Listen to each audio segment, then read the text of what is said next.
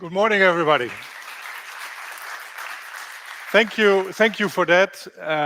Of course, when you're in the house of basketball, you have to start with some emotions to show the sport. And we used the occasion of one of our flagship events. It's the Women's World Cup 2022 in Sydney, an amazing event.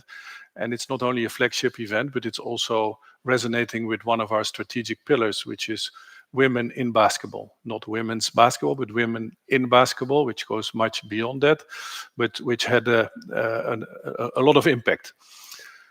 My task today is to do two things, is to talk about, or to give you an insight into the events that FIBA organizes around the globe in the different disciplines. I'll come to that.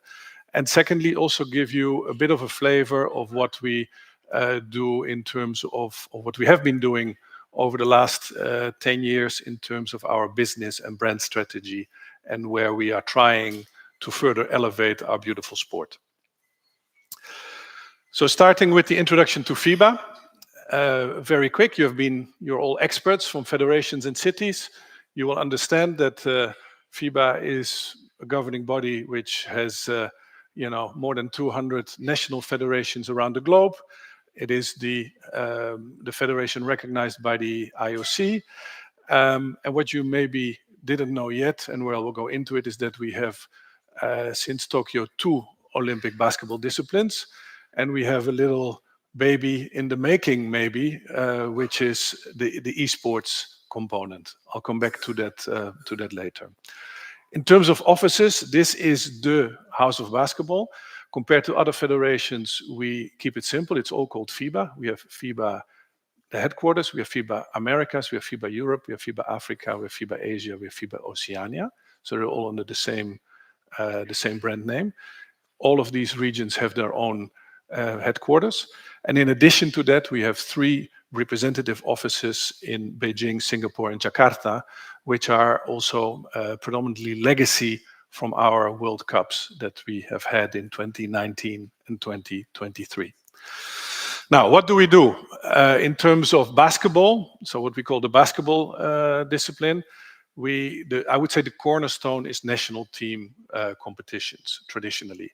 So we play national team competition for men, for women, for youth, and we have a whole raft of qualifiers.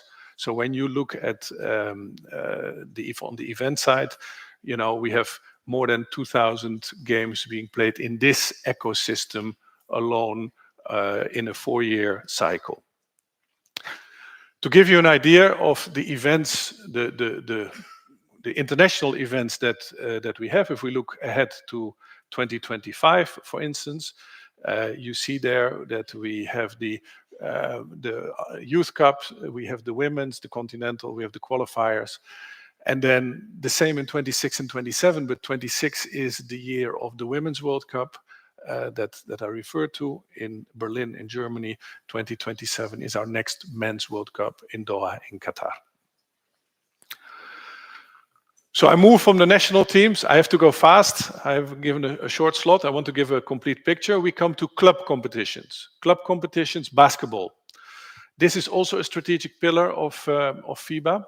And you can see here, we have, let's say, international club competitions on different levels, men and women, also the women's side very much in development.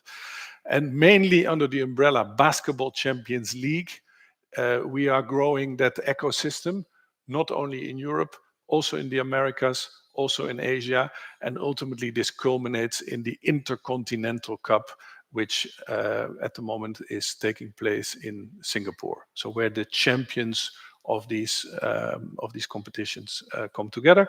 Maybe for you also interested to know, we also have a partnership with our friends from the NBA in Africa, the Basketball African League, the BAL that you see there, that is also a joint venture to develop club basketball in the African continent. When it comes to events, a pinnacle event traditionally in basketball is Final Four. So also Basketball Champions League, the Final Four, is an event that brings all the good elements of basketball, if I may say, together in terms of innovations, experiences, and activities. But also here, I think pictures say more than 1,000 words. So let's have So, moving on. So you've seen national team basketball, club basketball. Now we come to 3x3. Welcome to our world, as it says here. 3x3 is, and I think some people here will recognize this picture, this location. Um, it's an amazing movement. It has the beauty of really entering the cities, even entering the city centers. This can be played on squares, in shopping malls, all around, which really has the benefit of attracting people, traffic interested that is not yet captured in the traditional basketball system. It's young, fun, all hitting all the elements of the demographics of today. Maybe to give you a short overview of the origin.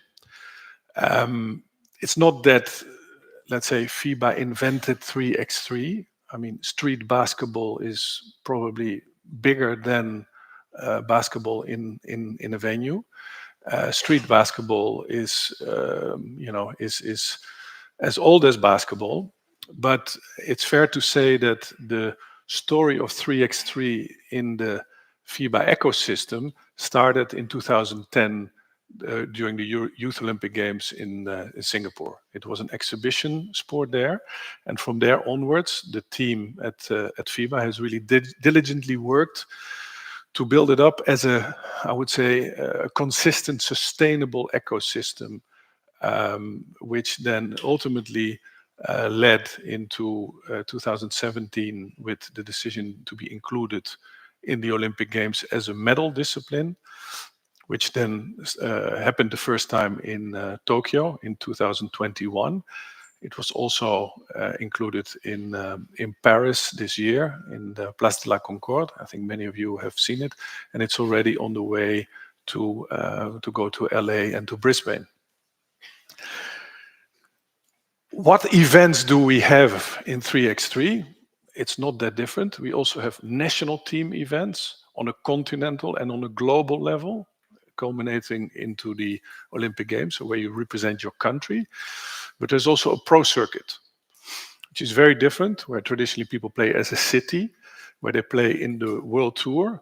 There's also a women's series, and where there's a whole ecosystem underneath with challengers to feed in to that World Tour. Again, I'll show you some images for those of you who haven't yet seen it, how attractive 3x3 is also for host cities.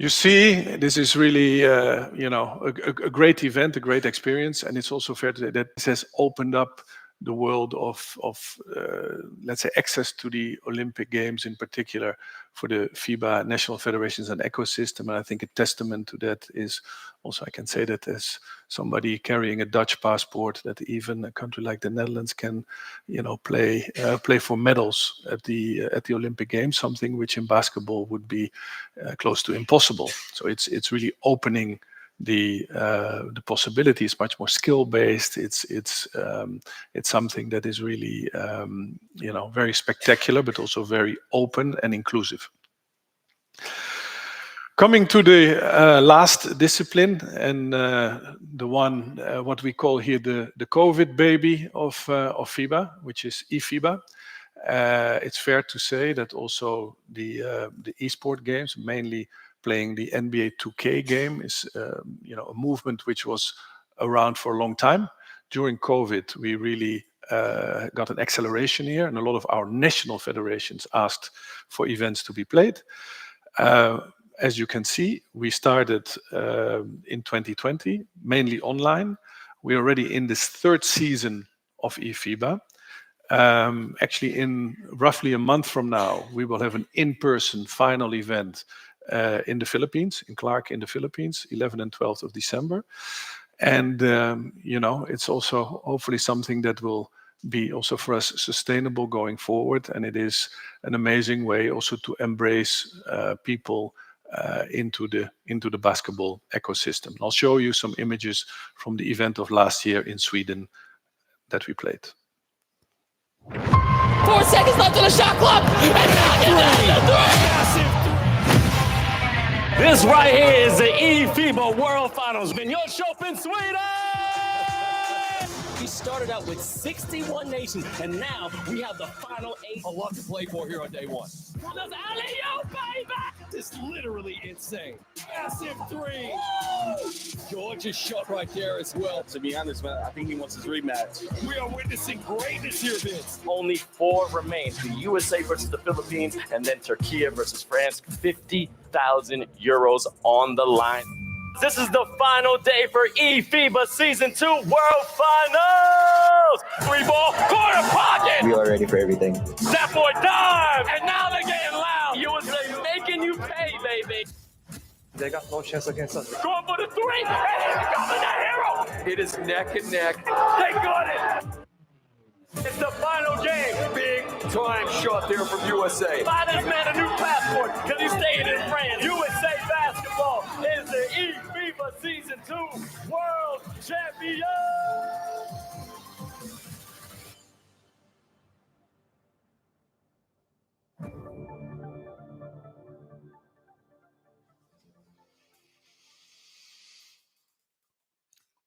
So that was the event. Again, national team basketball, club basketball, 3x3, esports. I'll come back to that later, hopefully.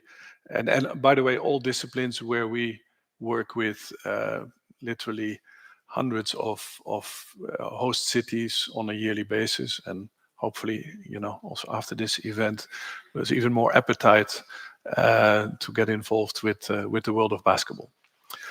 Now let me take a step back and talk about something different, and let's take 10 minutes to give you a bit of an insight in, let's say, the business strategy that we looked at here in FIBA, and that we have been working on for more than 10 years now.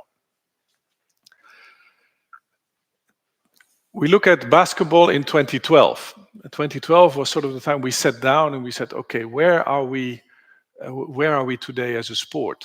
Where are we today as a sport when we compare it to other sports? And actually, it was fun to go into old archives for this, to show you some very old slides, and which look even older when you see them now. But they are the originals. We really looked at, okay, what is the fan base globally of basketball, and we realized that the basketball is really an amazingly global sport. And of course, we know our friends from football also here down the road, that is, let's say, on another planet. But when you look at also at the Olympic sports, basketball is very global. Not everybody realizes this. Of course, everybody knows North America, NBA, NCAA, very strong. But there's a big movement in Latin America, not only Puerto Rico, Mexico, Argentina, Brazil, but that whole continent has a big basketball following. Then we come to Europe, where we are now. Then, with the exception maybe of a few smaller spots that are referred like Netherlands or even Switzerland or UK, but if you take countries like Spain, France, Greece, Turkey, Baltics, Balkan, I mean, a lot of quality and tradition, what you also see, by the way, in the NBA representation today. And then we move to Asia, which is, I think, 60% of the world's population. And people often don't realize that basketball is the number one team sport in China, which of course helps, which is very popular. I mean, it's almost like religion in the Philippines. It's big in Japan, is very successful, is growing. You know, Australia, New Zealand, a lot of heritage. So many words to say, you know, basketball has a strong following, fan base, and participation level.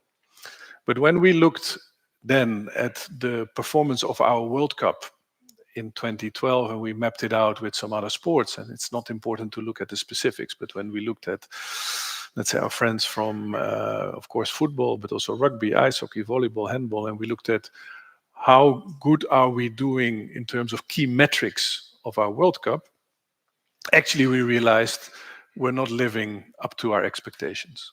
We realized that, you know, on metrics of audience revenues, etc., we were behind or not, you know, far enough ahead. So basically the conclusion was basketball underperforms to its potential, in our view, and the World Cup in particular has a big upside potential to further grow. So people can say, oh, that's a terrible conclusion, but believe me, for a sports marketeer, that's a wonderful conclusion. But that means if we invest and develop the right plan, we can show progress. And we started working in 2012 because we realized we need time to prepare for that. Why? So we said in 2012, let's lay the foundation for have the ability to grow our sport. And one of them was that we created, and this was, if you see what's happening now, quite forward-looking, we created a separate legal entity, FIBA Media and Marketing Services SA, which had a real focus on the business side. So focus on the business side, market-driven mentality, but also a separation from the politics. So we do the business, others develop the sport and do the politics. And it also gives us some ability to structure partnerships, to which I will come later on. The objectives of FIBA Media Marketing Service are pretty simple. It is generating revenue, maximizing exposure, and increasing the value of our properties over time. So not only, you know, milking the cow today, but also feeding the cow, or ideally breeding more cows so that we can, you know, milk more cows in the future to develop the ecosystem of the sport, because that is the part of it. There's all of this feeds back into the investment into the sport. So what did we do? We looked at all the metrics, and we saw in that phase that our events were growing, but let's say there was organic growth, as we called it. And with developing business plans, also with strategic business plans with external advisors, we saw basically we have two options. We can go organic after 2017, and you will see this why 2017, because we couldn't start in 2012. We had existing commitments with calendar, with host, with contracts. We basically had this option. And when we presented this option, luckily to the leadership here in FIBA, and I say, God bless his soul, the late Patrick Baumann, who this house is named after. And those of you who knew Patrick, when you put this forward, for him it was, there is no discussion, I want accelerated. I want, you know, we need to grow. That was Patrick. And he also supported that. But we said, that's fine, but then we need to create some of the preconditions. We need to work, you know, years ahead. We need to invest in this business plan, which we did, and we need to have a real solid support at the political level to go into this era, because you cannot, you know, how did Patrick you say, you cannot bake an omelette if you don't want to break a few eggs. So we had to break some eggs, but also there to be careful in how we do it. So the vision was 2017 plus in 2012, okay? And without going into the detail, the three key pillars for this accelerated growth was a new calendar for the sport. I'll briefly explain that. Key markets and key hosts that will resonate with you, and partnerships.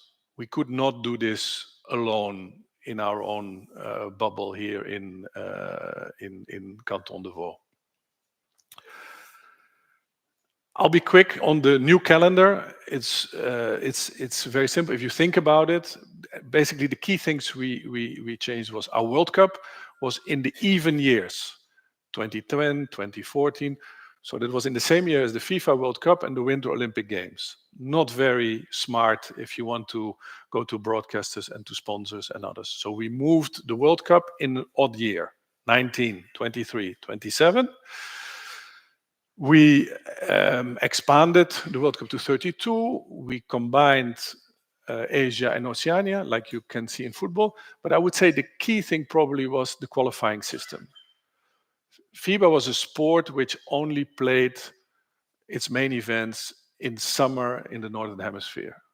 So when everybody was on the beach, we had our events. And for the rest of the year, there was not national team events. The qualifiers have given a lot of, what you can see here, has given a lot of frequency, visibility, and much more inventory. Also for FIBA, but also for our national federations. So the home games really elevated the game and also created new fans, because fans played at home in front of their own audience instead of only playing away tournaments in summer. So the calendar was a breakthrough, not easy to achieve. I presented here now like this was done. This was a very challenging conversation with the ecosystem. There's other people, when it comes to calendar, it's always a difficult conversation. But what I said, support from the top, leadership managed to achieve that. The second point was key hosts, key cities. And oh my God, what a host we had in 2019.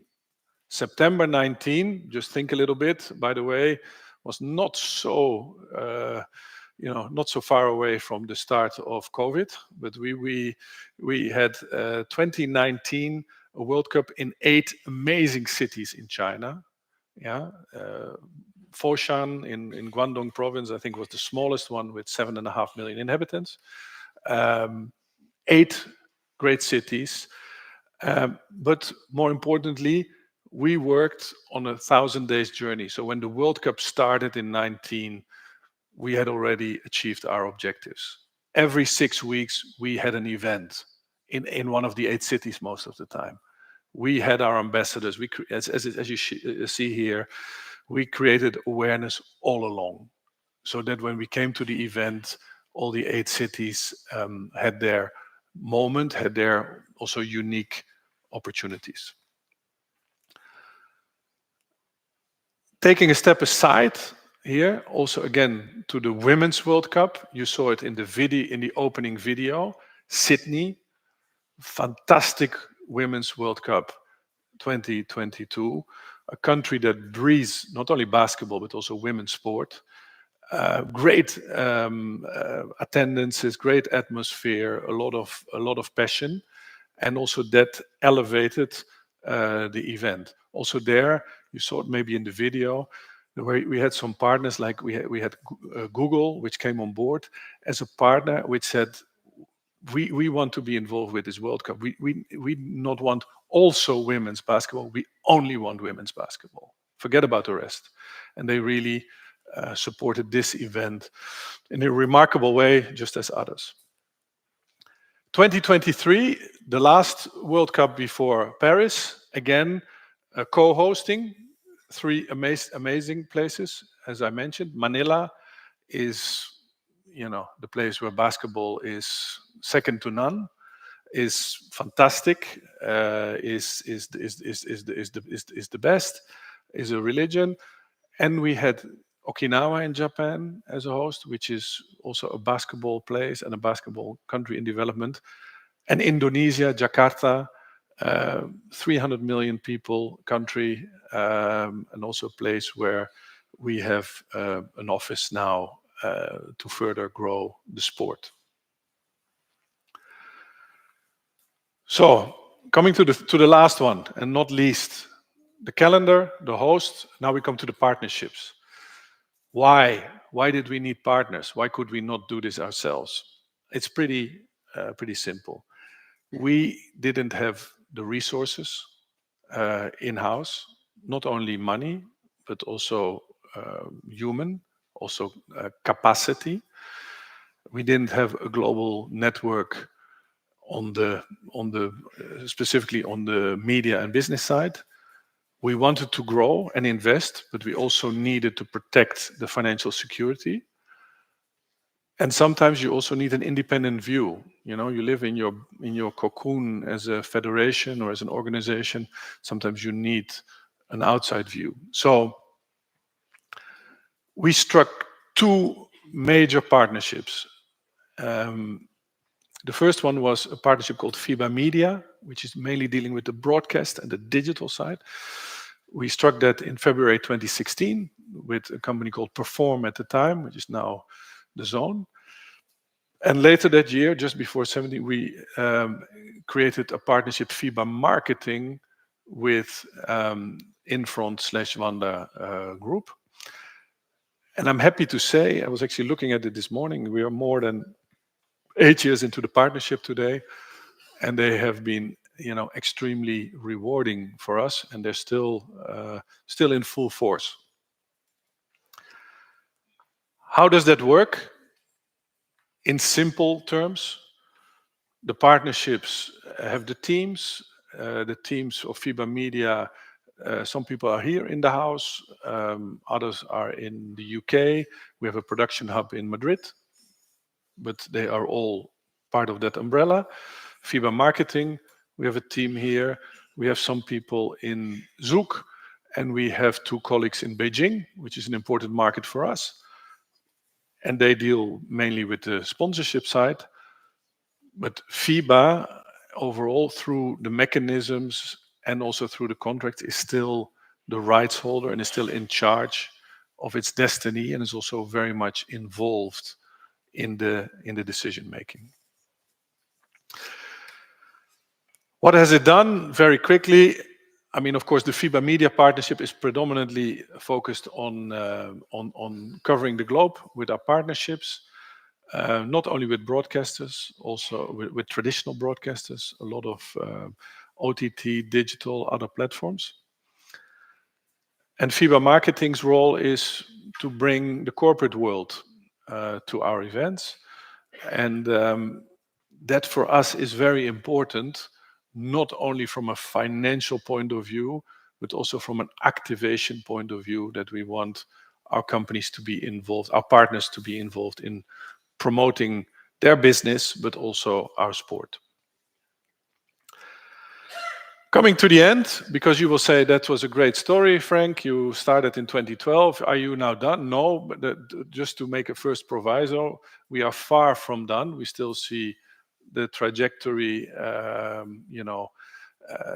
far ahead of us. There's a lot of work to be done. But when I said we measure ourselves on revenue, exposure, value, we think we're on the right track in terms of the revenue, in terms of the exposure, but also in terms of the value, as I said, to grow the sport. And here I would like to show you 2 slides from our most recent basketball report. Every 4 years, we measured with the same questions around the globe the popularity of basketball on different levels, and also our properties. We, as you can see that globally there is 3.3 billion people between the age of 16 and 69 with an interest in basketball, and that, of course, in the pyramid goes up in terms of of people that are specifically and more interested, and also participate in our sport. For us, very important, I talked about the World Cup, is the awareness and the relevance of our Basketball World Cup. We see a positive trend in terms of interest in our World Cup, also awareness of our events. But as you can see, there's still a lot of upside potential. And this is really, what we work for on a day-to-day basis. My time is up, as it said here, so I can wrap up. I would like to say 4 points as takeaway from my intervention here. If you take this away, I'm already more than happy. If you see that basketball is, a global sport with great popularity, we work with partners. We believe in strong partnerships. We want to grow the visibility and audience of our sport.